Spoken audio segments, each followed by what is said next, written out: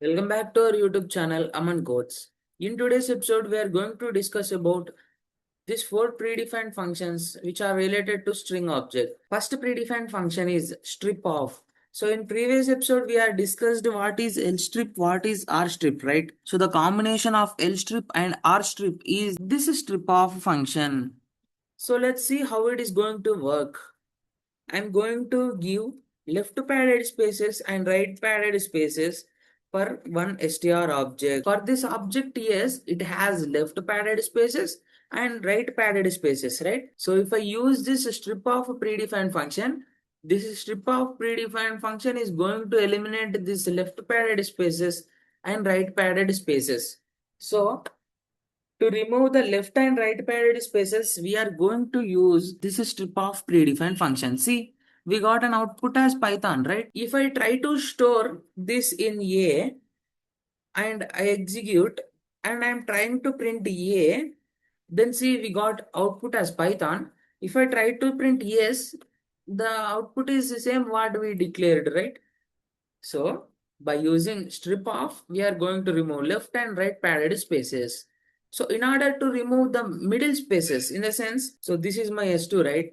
If you observe here, we have some spaces between that words. So do think, so in order to remove that spaces, I'm going to do like this, S2 dot split off, I'm going to store this split off in an variable called LST, see here, and I'm going to join. In order to remove the middle spaces, I'm going to split that sentence. In the sense, I'm going to split that object and store in one variable. So I'm going to join without spaces. So the output is like this. Python is an OP language, right? So in order to remove the middle spaces, we are using two predefined functions, that is split off and join off. So this is all about strip off. Mainly, strip off is going to remove the left padded spaces and right padded spaces of that particular object. So the next predefined function is replace off. I declared s is equals to Python. So s dot replace of. If I use replace of, in this I'm going to declare like this. In the place of P, you replace that P as O.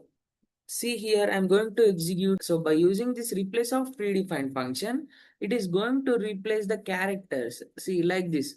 We have to mention where we have to replace that and what we have to replace. Where we have to replace at the position P, we have to replace, right?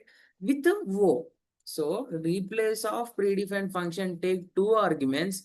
In that, one is where we have to replace and what we have to replace. So in S object, we have P. So PVM is going to search P. Yes, we got P. Replace the P with O. Then it is going to replace the P with O. So the output is like this, O Y T H O N, right? So T H O N, in the place of T H O N, you have to write like this, O N T H. See, the replacing is done, right? So this is all about replace of. In order to replace the characters, we are going to use this replace of predefined function.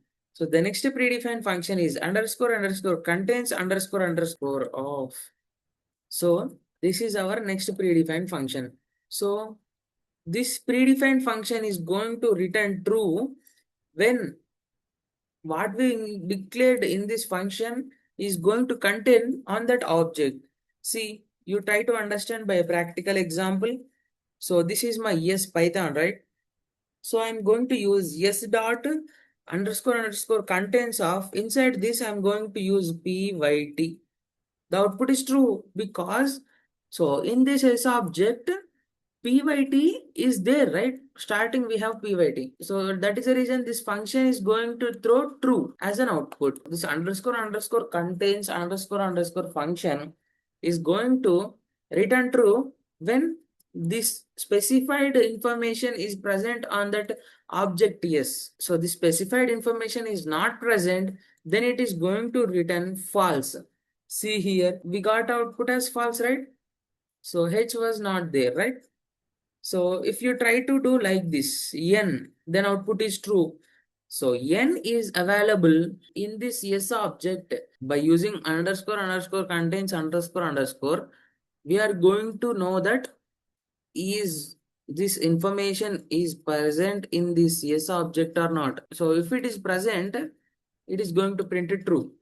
Otherwise, it is going to print false. So this is all about contains predefined function. So the next predefined function is case fold off. So this case fold off predefined function will convert uppercase to lowercase, but not lowercase to uppercase. See here, I'm declaring. So S is equals to like this uppercase Python. I'm going to use S dot case fold off. Then the output is going to be like this lowercase Python. See, I declared here all capital letters. We got output with all small letters, right?